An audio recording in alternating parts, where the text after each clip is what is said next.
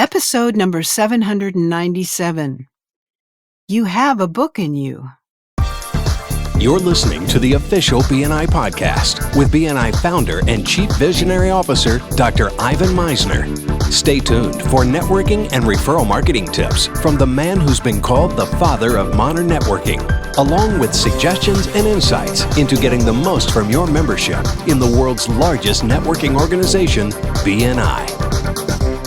Hello, everybody, and welcome back to the official BNI podcast. I'm Priscilla Rice, and I'm coming to you from Live Oak Recording Studio in Berkeley, California, and I'm joined on the phone today by the founder and the Chief Visionary Officer of BNI, Dr. Ivan Misner.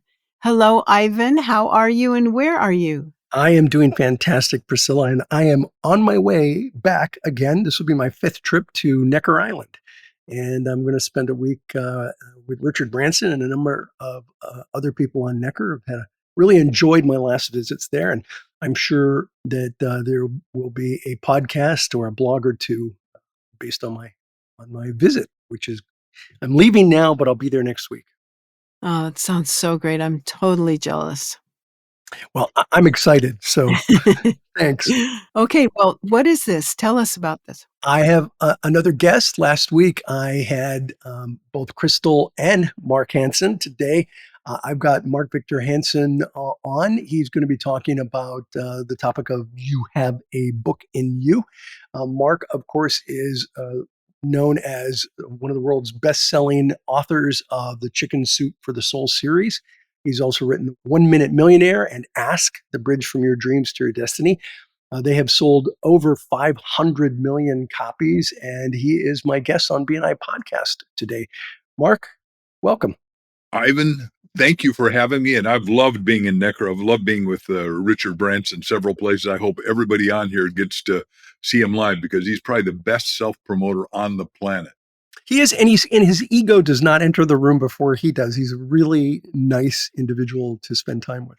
I agreed 100%, and he's let me endorse his book or invited me to, and we've had great friendship, and he does phenomenal work. I mean, here's a guy, that's dyslexic, meaning he reads backwards and upside down, and he is still runs, I think, 421 companies, and the last number I read was 5.2 billion. So amazing. He doesn't have to worry about whether he pays for lunch tomorrow or this week, then you're down. No, he doesn't.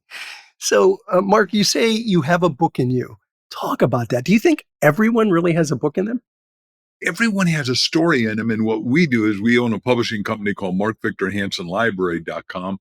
And what we want to do is bring your story, especially an impactful story, to life. And we'll ghostwrite it with you. But there are 4 ways to do it. You can obviously self-publish a book. And my first book was Stand Up, Speak Out, and Win. I was bankrupt, upside down, living in New York, 1974. I started speaking and people said, man, you're the best storyteller. Can you put that in a book? So I did a book, Stand Up, Speak Out, and Win. And as you know, because we've been around each other a lot, I did 4 talks a day. I did 1,000 talks the first year. I think only Tony Robbins and I have ever done that many. And I sold 20,000 copies at $10 each. Back then, you could buy a book for $1, sell it, self-published. I said, this isn't a bestseller, not a New York Times bestseller, not a national bestseller, but it's my bestseller. And I want to autograph you, your wife, and if you'll let me, your dog. I sold 20,000 copies at $10. That's $200,000. Remember, that's like 2 million today, 50 years later. But I thought I'd died and gone to heaven. I was having so much fun, and people were loving it. I was loving it, and I'm a humorist, so everybody was having a great, joyous time. And it was rough times then, like now. The oil embargo had hit, and now we're sort of in those crazy, caustic times again in some parts of the world, anyhow. And it's exciting that everyone's got a book in them, so you can self-publish. You can try to go to a major house. Like I'm with 8 houses. I've written 318 books. Like Random House has given me $1 million for 1 Minute Millionaire and the whole series of books I did on money, and like Cash in a Flash and The Richest Kids in America and Cracking the Millionaire Code. Or you could not do anything, which would be heartbreaking to me, because the richest place in the world, I say, is a graveyard, because it's got all the people's dreams, all their hopes, all their books, all their songs, all their inventions. And you're supposed to live fully, like we said last week. And then number 4, you can come to a house like mine, where, last year, our first year in business, we had 18 number 1 Amazon bestsellers. And we just help people bring their impact stories to life. And the stories are phenomenal. And with your permission, I'll tell you one. Yeah, please. So Crystal and I, my beloved, beautiful, wonderful, wise wife, and I are down talking in Houston at the Collective, 700 people. Little kid, 14 years old, comes up to me with pimples on his face and all that, shaking like a leaf. And I could see that he was uber bright, smart, smart, smart. And I said, "What are you shaking?" He said, "You're considered world's best-selling author by Guinness Book of Records, and you intimidate me." I looked at him and I said, "Look, I couldn't intimidate anyone, but especially somebody who's smart and wise and handsome as you. What's your story, kid?" He says, "Well, I'm 14 years old. I'm worth $843,000. I'm an Eagle Scout, and that's a Boy Scout that's gone through the ranks." And he said, "I'm getting my black belt in Aikido right now." I said, "My boy, we got to do a book on you. No one's done it, and it's important." And we helped write him a book at 14. He's been number one in the last 9 weeks with a great book called The Garage. And it's important, I think, because you and I totally believe an entrepreneur finds a problem, fixes it, scales it, and makes a vast profit. Well, that's what this kid has done. And I think kids need to know. I didn't know that I could buy real estate when I was a kid, but he passed a real estate test at 8. And then he bought what's called owner carryback houses in Ohio. And it just, there's a lot of ways there's a million ways to make a million. I wrote 1 Minute Millionaire, and there's one right, perfect, easy, acceptable way. But every one of us, like you just asked the question so articulately, everyone I think has a story to tell. Have you ever met Ivan in your whole life, somebody that didn't have a story if you could warm up to them? No, everyone's got a story. The key is making it compelling. Yeah. And what we do is our publishing house, MarkVictorHansonLibrary.com, makes irresistibly compelling reading. I'm thankful to say, knock on wood. And I don't do that out of ego. I've been doing the business 50 years. There aren't very many of us that hang in there that tough, that long. And I always go out of my way, just like we were talking about Richard Branson, to get people to wake up and say, look, if you can't write it, let us help you write it, because you got a great story. Like I was just on with the biggest builder here where I live in Scottsdale, Arizona, is Mike Ingram. And he started by selling rat poison, and he sold 6 cases of rat poison to farmers and gave them a free rifle. Well, he got the rifle for $10. It was worth, $30. And they all wanted the rifle and said, "If that rat poison doesn't work, I'm going to use your gun on you." And it's called a premium. And what happens is nobody knows his story. And then now he's a multi-billionaire. But the point is, everybody's got a story. And the more we read success stories, self-help action stories, self-initiative action stories, the more successful we become. So we need, and we do it in all 4 forms. We do it hardbound, softbound, audio, and audible. And so we make sure everyone gets a full shot at 100% success at becoming number one if they're willing to do the work. So listen, I've been writing books. You've been writing books longer than I have. And I've seen the publishing industry change a lot over the last several decades. How have you seen it changed in the last few years? Well, first of all, I love everybody in the publishing industry like you do. I mean, they've all been nice to me. The bookstores, the publishers, the distributors, the vendors internationally, all that.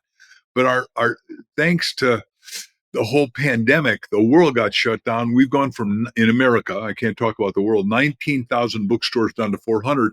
Well, those are nice people. They've been wonderful people that have been at the big meeting in America is called ABA. And then there's one in Frankfurt, Germany I've been to, and then one in Monterrey, Mexico. And I won't talk to that. But in America, 60,000 people show up and you sign free books and they go back to the bookstore and sell your signature for 10 cents or $75 or $100 or whoever, it depends what they can get for it. But the fact is, I love all those people, and it breaks my heart that they got squished because nobody could go to a bookstore, basically. There's only a couple bookstores left, and I love all of them.